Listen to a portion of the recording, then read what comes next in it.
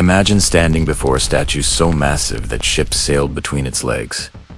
Picture gardens so spectacular they seemed to float in the sky. Envision a lighthouse so tall it guided sailors from 35 miles away.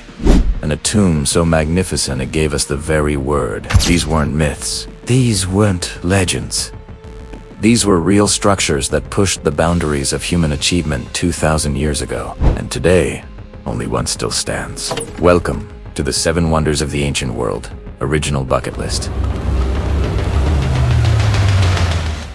Created by ancient Greek travelers who witnessed humanity's greatest architectural triumphs, let us explore what made each of these monuments so extraordinary that they've captivated imaginations for over 2 millennia. Around 225 BCE, a Greek writer named Philo of Byzantium compiled a list. But this wasn't just any list, it was a catalog of the most impressive man-made structures in the known world. Think of it as the ancient world's TripAdvisor, but instead of 5-star restaurants, it featured 7 architectural masterpieces. These 7 wonders weren't chosen randomly. Each one represented the pinnacle of engineering, artistry, and human ambition in the ancient Mediterranean and Middle Eastern world. They were meant to inspire awe, demonstrate power, and showcase what humanity could achieve when skill, resources, and vision combined. But here's what's fascinating. The list itself evolved over time. Different ancient writers created different versions, adding or removing structures based on their own travels and preferences. The version we know today became standardized during the Renaissance, based primarily on the descriptions of Greek and Roman writers. Of these 7 incredible structures, 6 have been destroyed by earthquakes, fires, wars, or simply the relentless march of time. Only one remains, but we'll get to that. First, let's journey through each wonder, exploring not just what they looked like, but why they mattered and what their creation tells us about the ancient world. Let's start with the survivor there. Only ancient wonder still standing today. The Great Pyramid of Giza, built around 2560 BCE. For Pharaoh Khufu, this monument is so ancient that it was already over 2,000 years old when the other wonders were being constructed. When Cleopatra looked at the pyramids, they were more ancient to her than she is to us. The scale is mind-boggling. Standing 481 feet tall, it was the world's tallest man-made structure for over 3,800 years. It's constructed from approximately 2.3 million limestone blocks, each weighing between 2.5 and 15 tons. Some of the granite blocks in the king's chamber weigh up to 80 tons. Here's what makes it truly remarkable. The precision. The base is level too, within 2.1 centimeters. The sides are aligned to true north with incredible accuracy. The mortar joints are consistently less than half a millimeter thick. This level of precision wouldn't be matched in construction for thousands of years.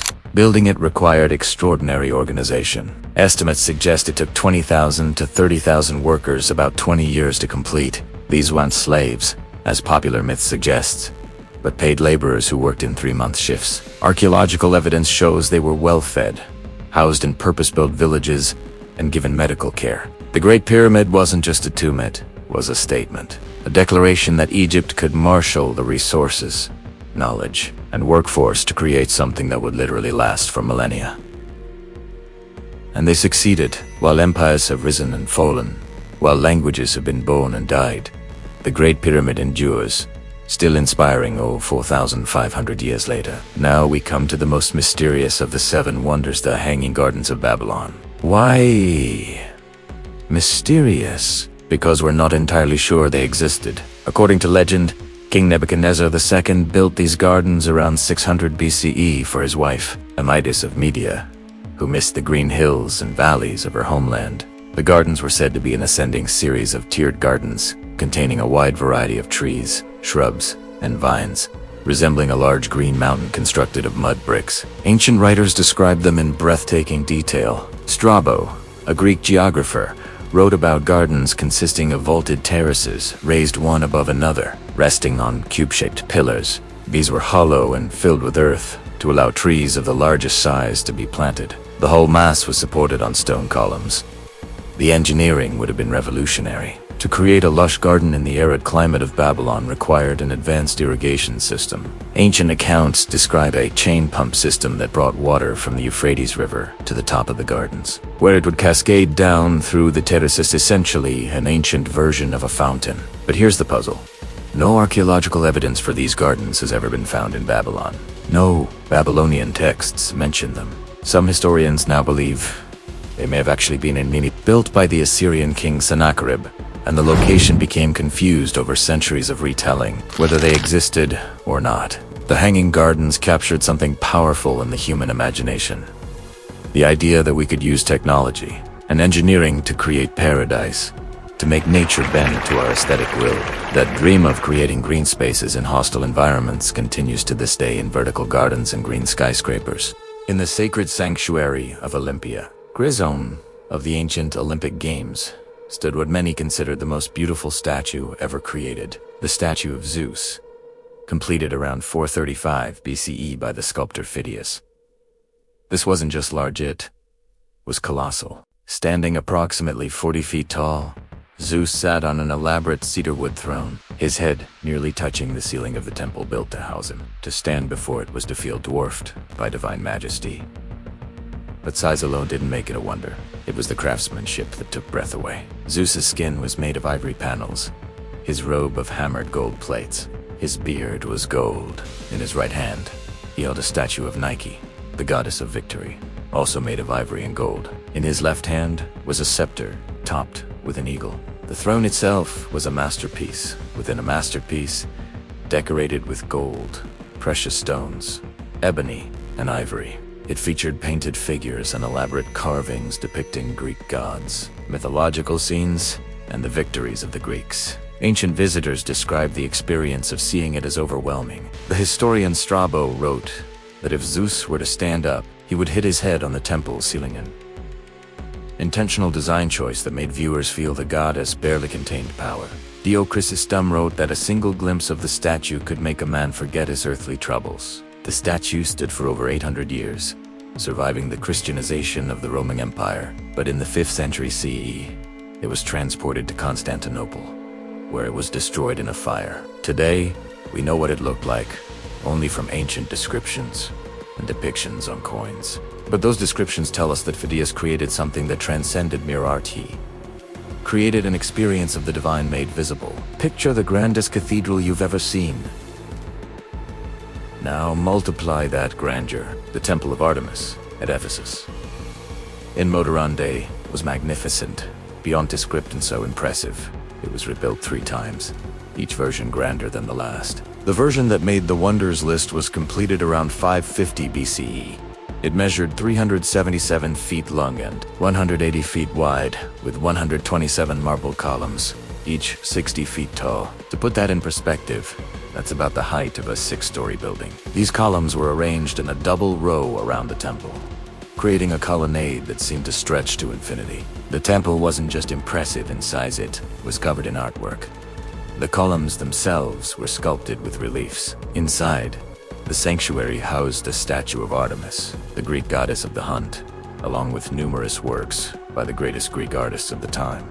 The temple also functioned as a bank, an asylum, and a marketplace. It was the cultural, religious, and economic center of the region. But the temple's story is one of resilience and tragedy.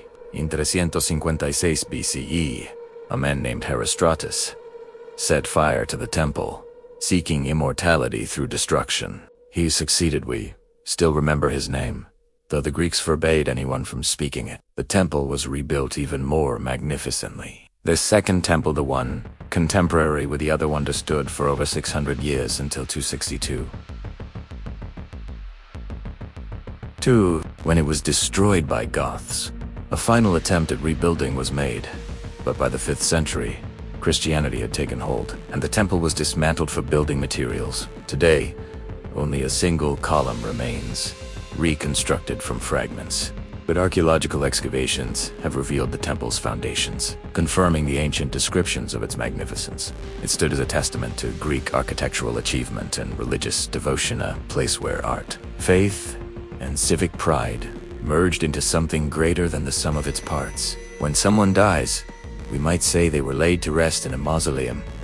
But did you know that word comes from one of the seven wonders? The original mausoleum was the tomb of Mausoleus, a Persian satrap. And it was so magnificent it gave us a new word for impressive tombs. Built around 350 BCE in Halicarnassus, Motorende Bodrum, Turkey, this wasn't just a tomb, it was a statement of power, wealth, and artistic achievement. Standing approximately 148 feet tall, it dominated the city's skyline, visible to ships approaching the harbor. The structure combined Greek, Egyptian, and Lycian architectural styles, creating something unique. It sat on a massive stone platform, above which rose 36 columns supporting a stepped pyramid roof. At the very top stood a marble chariot drawn by 4 horses, with statues of Mausolus and his wife Artemis. But what truly made it a wonder was the sculpture.